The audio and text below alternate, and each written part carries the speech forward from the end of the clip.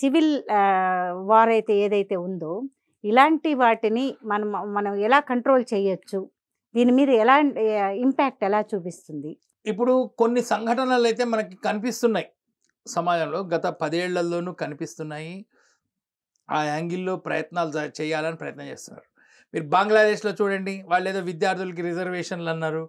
అదేదో చిన్న ఉద్యమం అనుకున్నారు.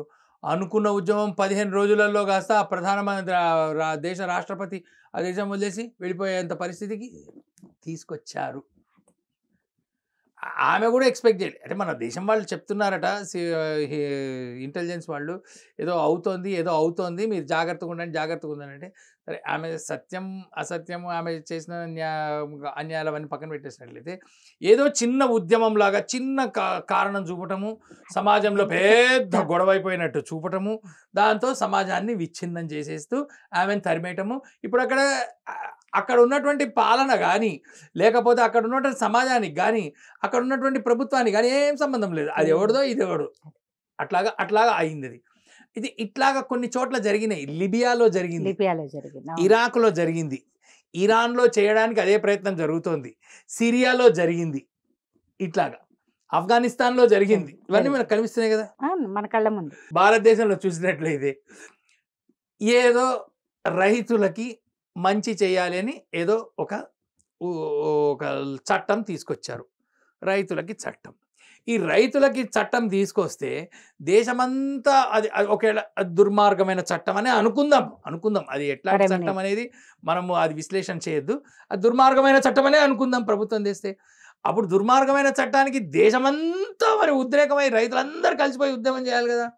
మహారాష్ట్ర, కర్ణాటక, తెలంగాణ, ఆంధ్ర, తమిళనాడు, కేరళ, బెంగాల్, ఉత్తరప్రదేశ్, మధ్యప్రదేశ్, గుజరాత్, రాజస్థాన్ ఎక్కడ జరగలే.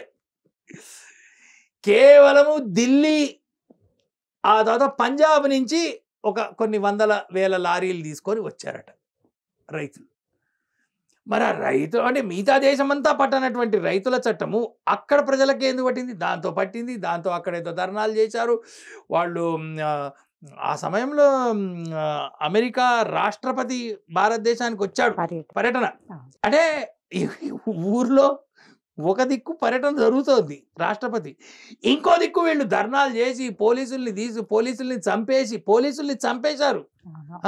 ట్రక్కులు, ఆ ట్రాక్టర్లకి పెద్ద పెద్ద మిషన్ మూవింగ్ పెట్టేసేసి అవన్నీ క్లీన్ చేసేసి ఎర్రకోట మీద దాడి చేసి ఎర్రకోట మీద భారతీయ జెండాని దించేసి ఇంత ప్లానింగ్ ఇదంతా పట్టుమని ఒక రాత్రికి రాత్రి ఉద్యమం వెళ్ళి అవుతుందా? పొలిటికల్ దాని వెనక ఇన్ని వందల కోట్ల ఖర్చు పెట్టి ఈ దేశంలో అట్లాగా బంగ్లాదేశ్ లాగా, ఇరాక్ లాగా ఇట్లా కూడా విడగొట్టాలి. ఎందుకంటే ఇప్పుడున్నటువంటి కేంద్ర ప్రభుత్వం బలంగా ఉంది, దాన్ని తగ్గించాలి, దాన్ని నాశనం చేయాలి. అది బలపడే కొద్దీ అమెరికాకి, చైనాకి ఇంకొక కేంద్రం తయారవుతుంది ప్రపంచంలో. వాళ్ళకి ఎప్పటికైనా నాయకుడికి వాడొక్కడే ఉండాలి, ఇంకెవడు ఉండకూడదు అని ఉంటుంది. అట్లాగా వీడు ఇంకొకటి తయారు కాకూడదు అనేది భారతదేశం అనేది దానికి ముక్కలు చేయాలి. అందుకని అక్కడ అది ఈ వక్ఫ్ పేరు మీద ఇక్కడ మీరు చూశారు కదా, ఇందాక వీడియో చూసాం కదా, వాళ్ళు వక్ఫ్ పేరు మీద వక్ఫ్ ఆస్తి మాది, వక్ఫ్ ఆస్తిని వాళ్ళు ముట్టుకున్నారంటే నివురు కప్పిన నిప్పు. మరి నీ నివురు కప్పిన నిప్పు మరి 1921లో మోపలాలో మరి ఆ నిప్పు ఎందుకు రాచుకుంది? అప్పుడు ఏమైనా బీజేపీ ఉందా? అప్పుడు ఏమైనా వక్ఫ్ ఉందా? మరి నివురు కప్పిన నిప్పు మరి 1940లలో ముస్లింలకి ముస్లిం దేశం అని ఎందుకని అప్పుడు ఆ నిప్పుని ఎవరు రాజేశారట?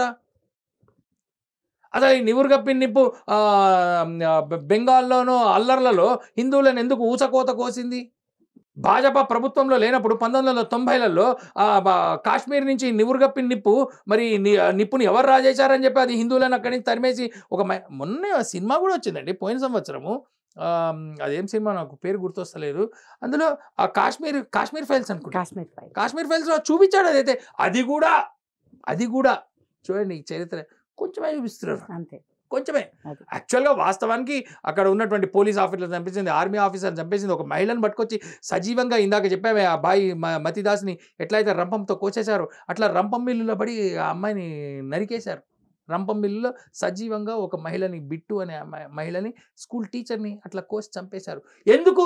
అట్లా చంపితే అమ్మో అని మిగతా ప్రజలు భయపడి పారిపోతారు. అట్లాగే పారిపోయారు. మరి నివురు కప్పిన నిప్పు నీదైతే మాది నివురు కప్పిన నిప్పు కాదా? మా దగ్గర హిందువులు లేరా? మరి వీళ్ళు నివురుగప్పిన నిప్పులు వీళ్ళు కనుక ఒకసారి తిరగబడ్డారంటే వాళ్ళ శాతం ఎంత, మన హిందూ శాతం ఎంత? సో ఇట్లాంటి పరిస్థితిని రాజేయాలి. ఇట్లాగా దేశమంతా ఇటువంటి కుట్రలు చెయ్యాలి, చేసి ఎక్కడికక్కడ అల్లకల్లోలాలు సృష్టించాలి. సృష్టించిన తర్వాత ఇగో అప్పుడు ఏమవుతుంది, ఇగో నువ్వు పూజించే మోడీ ఇవన్నీ చేయలేకపోతున్నాడు అంటారు. ఇది ఎవరు దీనికి సమర్థిస్తున్నటువంటి వాళ్ళు? మోడీని వ్యతిరేకించే వాళ్ళు ఎవరు? హిందువులు. మోడీని వ్యతిరేకించే వాళ్ళు హిందువులు. ఇందాక మీకు చెప్పినట్టు ఆ జయరాం రమేష్, సీతారాం యేచూరి, ఇంకెవడో ప్రకాష్ కారత్, ఇవన్నీ హిందూ పేర్లే. ఆవిడ ఎవరో ఉంది, ఒక పెద్ద బొట్టు పెట్టుకుని ఉంటుంది, ఆ ప్రకాష్ కారత్, బృందా కారత్, మేధా పట్కర్, ఇలాంటివి చెప్పుకుంటూ పోతే నిజంగా వీళ్ళు వీళ్ళు హిందూ పేర్లతో పెట్టుకుంటారు.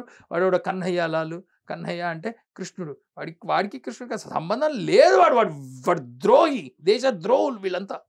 ఈ దేశ ద్రోహులని ఒకప్పుడైతే రాజులు ఉంటే వీళ్ళందరినీ అక్కడ జైల్లో పాడేసేవాడు, అట్లా చేసేవాళ్ళు. ఇవాళ మనం ప్రజాస్వామ్యంలో ఉన్నప్పుడు రాజును ఎవరో ప్రజలు ఎన్నుకుంటారు. ఈ ప్రజల దగ్గర ఓటు ఉంది. ఈ ఓట్ అనేది ఇట్లా బటన్ ఒత్తుతాం కానీ అది ఓటు కాదు, అది బుల్లెట్, తుపాకీ, లేకపోతే అది ఒక ఫిరంగి ఆయుధం. అది ఆ ఓటుతో నువ్వు వాడిని తీసి పక్కన వారేసి కొత్త వాడిని పెడతావు. కాబట్టి ఆయుధం ఎవరి దగ్గర ఉంది? ఇప్పుడు పోలీసుల దగ్గర లేదు. పోలీసుల దగ్గర ఉన్నది అది ఎవడో ఆర్మీ దగ్గర లేదు. ఓటు ప్రజల దగ్గర ఉంది. ఈ ప్రజ ఏం చేస్తున్నాడు? 2000 రూపాయలు ఎవడిస్తే వాడికి ఓటేస్తున్నాడు.